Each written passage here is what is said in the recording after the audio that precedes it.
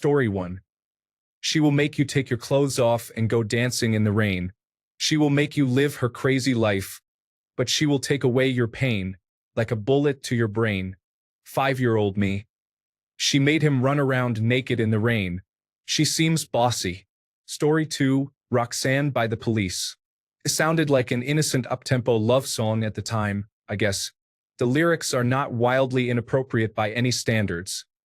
It is just that 9-year-old me did not understand the meaning. Story 3. Absolutely to Become One by the Spice Girls. I thought making love just meant being really nice to someone. Story 4. Love Game. But to be honest, I was in middle school and fully understood what Disco Stick was referring to. I just didn't care. Story 5. I Touch Myself by the Divinals was playing on the grocery store radio station for some reason. Also, singing What's the Use in Getting Sober when you're gonna get drunk again in the church vestibule. I really had a thing for Joe Jackson's Jumpin' Jive when I was 7. Story 6. Bad Touch by Bloodhound Gang. I had no business belting that out. And any Usher song, especially Work It Out. Story 7. In the 3rd grade, I memorized nearly the entire song, Baby Got Back. I did not know what an anaconda was, literally or metaphorically. I just knew the song was about big butts, and big butts were funny. Story 8. Any old songs from the 1960s to the 1980s that my parents listened to. You listen to the lyrics as an adult and realize he was not talking about a 10-inch vinyl record. Story 9. A few years ago, I was at a children's dance party with my then 8-year-old son. They were playing the full version of House of Pain's Jump Around. So a room full of young children and their parents were literally jumping around to lyrics such as, "If your girl steps up, I'm smacking the hoe," and "I never eat a pig, 'cause a pig is a cop." I seemed to be the only person there who noticed. Story 10. I was 8 years old and putting every ounce of my being into singing along with Patti Smith's Because the Night. I also knew every word of Van Halen's Everybody Wants Some, because I would watch Better Off Dead on repeat. Story 11. That song that was like, "Promiscuous Girl, You're Teasing Me, You're All That I Want, and I Got What You Need," came out when I was in middle school, and I had to ask my parents what promiscuous meant. They got weird. Story 12. My 8-year-old cousins loved Genie in a Bottle and sang the line, "You Gotta Rub Me the Right Way" all the time. Story 13. Cherry Pie by Warrant. I randomly found the compact disc and listened to it for several weeks before my mother found out when she heard me singing loudly in the bathroom. Story 14. Not Me But My Child. He has loved the song Big Balls by AC/DC since he was 2 years old. One day, when he was about 5, he came up to me and said, "Dad, I think Big Balls is a rude song."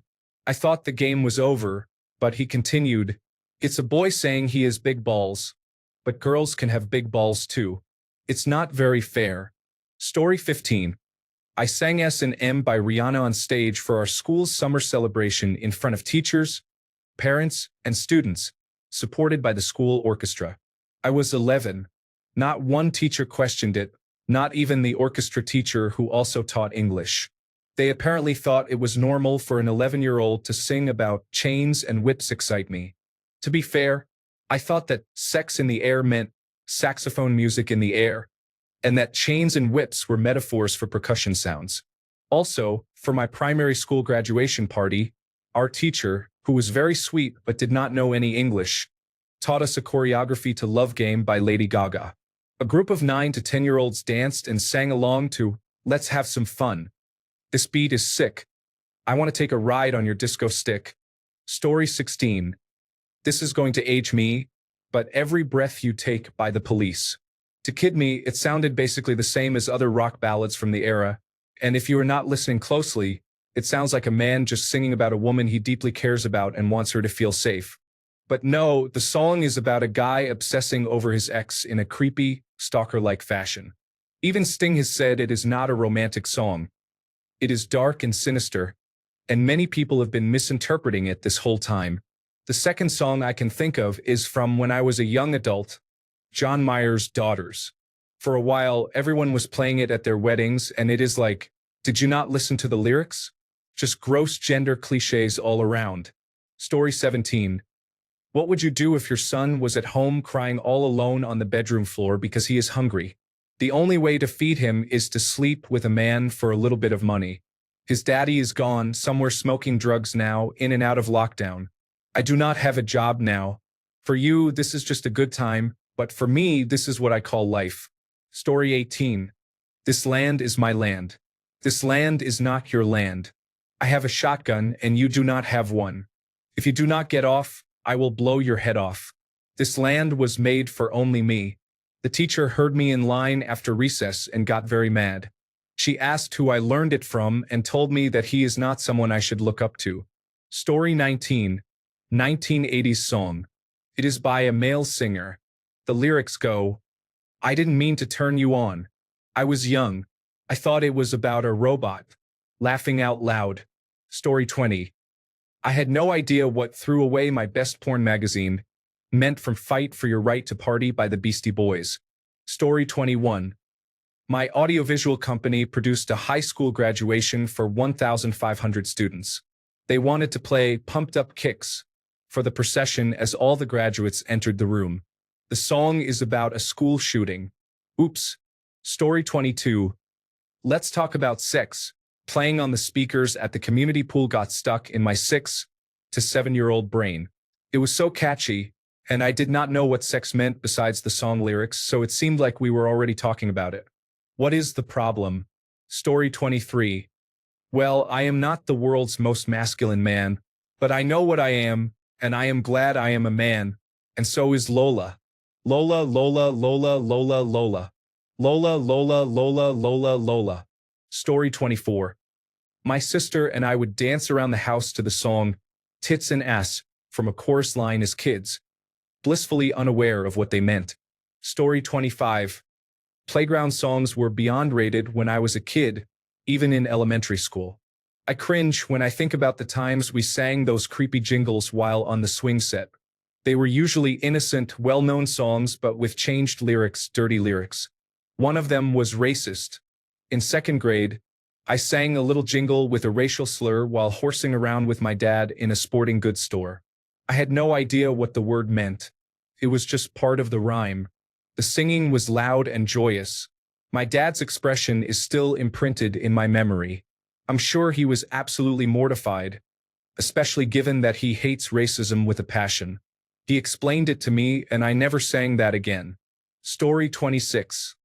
Like a virgin, as an 8-year-old boy. Well, I was not totally clueless but still wildly inappropriate. Story 27. Not wildly inappropriate. But I had a light bulb moment as a teenager. Dire Straits' Money for Nothing. I didn't understand the phrase chicks for free until much later. Story 28. Start Me Up, The Rolling Stones. When I was on the bus in grammar school, I would sing You Make a Grown Man Cry, and my brother, who was 5 years older and was on the same bus, always used to yell at me and say he was going to tell on me. I had no idea why. Story 29. Kitty, by the Presidents of the United States of America. I attest that this song is about a cat and nothing more. Story 30. Not me, but I was walking through Walmart around 15 years ago, and this young kindergarten-aged kid was belting out the lyrics to the Lollipop song by Lil Wayne. The dad's face was beet red and he was begging the girl to stop singing, which prompted the girl to laugh and say, "No, I'm going to lick you like a lollipop, Daddy." I just gave the guy a smirk and tried my best to go back to minding my own business while he hurried his cart to the exit of the store. Story 31. Back that ass up, juvenile. In my defense, I was a 6-year-old immigrant who was learning English from South Park and Black entertainment television. Story 32. Elton John's The Bitch Is Back. I was 6 years old and listening to my older brother's 45 RPM records. I had no idea what the song meant, but my mom was very upset. I believe some of their records were subsequently confiscated. Story 33. Every early 2000s rap hit. Imagine a very white and nerdy third grader mumbling, "In the Club" by 50 Cent, followed by a mumbled and gibberish version of Regulate by Warren G and Nate Dogg. My mom had interesting tastes in music back in the day for a Japanese woman. Story 34. Not a song, but I repeated a line from Weird Science that I am not sure my father ever recovered from hearing Godzilla. I guess I was not familiar with the word fuck yet. Anyhow, very amusing memory. Story 35. We have a cherished home video where all my cousins and I are in the basement playing and singing along to The Roof, the Roof, the Roof is on fire. We don't need no water. Let the motherfucker burn. You can hear my mom and aunt thundering down the stairs and asking what we are listening to. My aunt smashed that tape with a hammer. Story 36. Master of Puppets. I was about 13 years old. I should have noticed the phrase, chop your breakfast on a mirror. Brown-eyed girl as well. Story 37. Me in kindergarten. I shot a man in Reno just to watch him die. My dad was in a band that did a lot of Johnny Cash covers, and nobody actually explained to me that Folsom Blues and Cocaine Blues were not in the same category as the Wheels on the Bus and Twinkle Twinkle Little Star. Oh, and Dad had very broad taste in music. It was not until a few years later, when I started taking French, which my dad does not speak but one of his bandmates does, that I learned what the lyrics of a Cajun song called Faire l'amour actually were and what they meant. There was a chicken coop involved.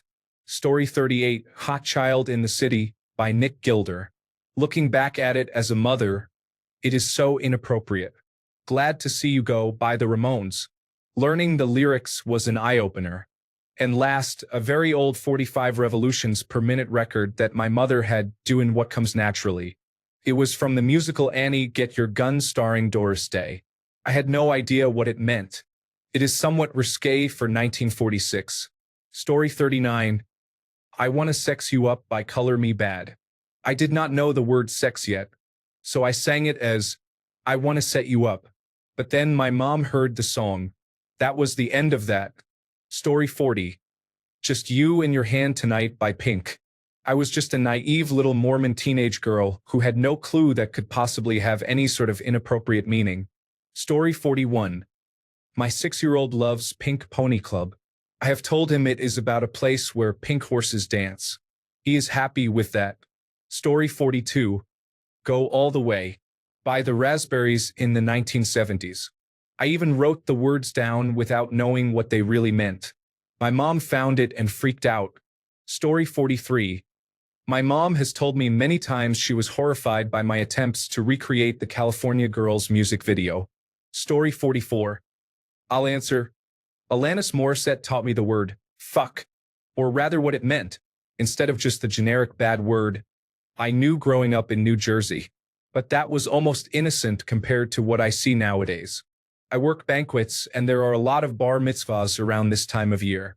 These little kids are belting out the sickest lyrics. There are usually adult hype men getting the party going. It's a package deal. They sing along but not the dirty lyrics and censored versions are playing, but it doesn't matter because the kids fill it in. I would have been so embarrassed at their age to sing stuff like that in front of my parents. Story 45. Come On and Ride It, The Train, by the Quad City DJs. I really thought it was about an actual locomotive train. Story 46.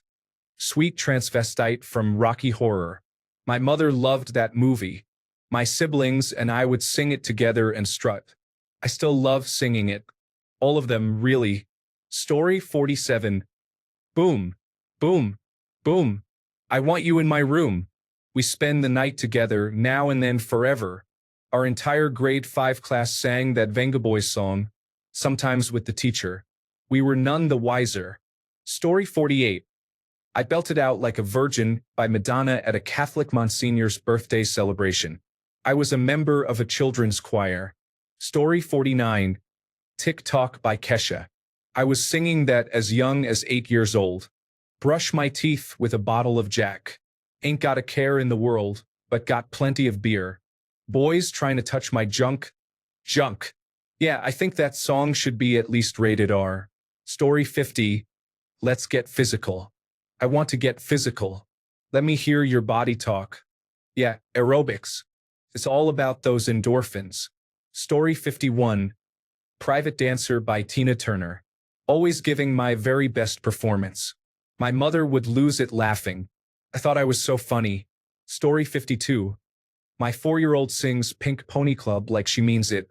I would sing this Warren Zevon song, Roland the Headless Thompson Gunner, about a hired gun who gets shot and goes around haunting various international conflicts. I sang it like an angel too. Story 53. I somehow learned Shake Your Booty at Bible school. It was the 90s, so I do not know if somebody thought Shake Your Bible was a good idea or if it was the result of being left with my 5 years older sister and her tween friends while my mom worked. Story 54. My mom loved Toni Braxton, and I have always picked up song lyrics easily. I have distinct memories of singing the lyrics, "You're Making Me High," at a grocery store when I was 6 years old. People said, "Well, quite the songbird," and looked at my mom funny. I realized why 29 years later. Story 55. Sit on My Face by Monty Python. My parents owned a copy of Monty Python Sings, and I found the song catchy. As an adult, I crack up at the thought of the looks of horror that must have crossed my school teachers' faces when they heard me sing it. Story 56. I never experienced it as a child. However, once I unknowingly played a Yell CD while carpooling to a conference with a priest who understood French. I had no idea what the lyrics to Je Verte Vor meant, but he helpfully translated them in real time. The first few lines go, "Cuisinier, with your small penis surrounded by red pubic hair. I can't believe you think we want you. I don't believe it. Not even in the dark. Not even if you keep your pajamas on." Story 57. Take Me to Church is also not exactly about what it seems, but I am far too old to have sung along with that song as a child. Story 58. Oh, okay. So I'm guessing I'm just the only one whose younger self didn't know Cake by the Ocean isn't about pastries. Story 59. Glad You Came by the Wanted. I remember when I was in elementary school, my classmates and I were shouting out the lyrics of that song on the bus ride home. Several years later, I found out what came actually referred to, and I was embarrassed about it. Story 60. There is a country song called Third Rate Romance by Sammy Kershaw that played on the radio when I was a little kid. I heard it last week or the week before and was shocked when I realized the lyrics are about strangers who do not even like each other but hook up at a cheap hotel. Story 61. Man, I had an uncensored copy of the Slim Shady LP and I had the lyrics to every song memorized. I would bounce around my room just yelling them to the CD player blaring. I was 9 when it came out. Story 62. Sugar Ray Every Morning. My middle school teacher refused and told me no because it was not an appropriate song. It was a show and tell music day. I was very embarrassed and disappointed. Story 63. Elementary school age me used to love to sing Alanis Morissette's You Oughta Know without the F word. Also, when she sings Does She Speak Eloquently, I would say Aliquani, thinking it was some Native American culture that Alanis belonged to, and that he gave her a cross-eyed bear. Story 64. My sister and I loved to sing Centerfold all the time. It was our favorite, but we just called it the na-na-na song and would do the whistle. We didn't fully understand why our parents wouldn't let us play the song constantly. Then the CD disappeared from the car. It wasn't until years later that I listened to it again. Story 65. Age 9. I knew a girl named Nikki. I guess you could say she was sexually active. I met her in a hotel lobby, reading a magazine. My stepmother asked me, "Do you know what those words mean?" I said no, and she replied, "Well then, carry on." Growing up as Generation X was wild. Story 66. Under the Bridge by Red Hot Chili Peppers has been in my repertoire since Twinkle Twinkle Little Star. I did not learn until age 19 that it was about heroin. My parents really loved alternative rock. It would have made an adorable YouTube video if it had existed back then. 4-year-old belting out, "I don't ever want to feel like I did that day." Story 67. Because I got high, Afroman. When I was younger than 10, my dad walked in and said, "Please don't ever let me catch you singing this song because you mean it." I am a stoner now, but one with my priorities straight. I credit it all to those words. Story 68. Marvin Gaye's Let Us Get It On. I assumed it had to do with cooperation. Let us get it on, please. The collaborative project? The game on the board? The soccer game? My parents, meanwhile, were in the front seat reconsidering their life decisions. Story 69. Macarena. When I learned Spanish and realized how badly Macarena was treating her boyfriend, I was shocked. We danced to this. They played this song at weddings. Thanks a bunch for sticking around till the end of the video. Remember to subscribe, and until next time, stay awesome and goodbye.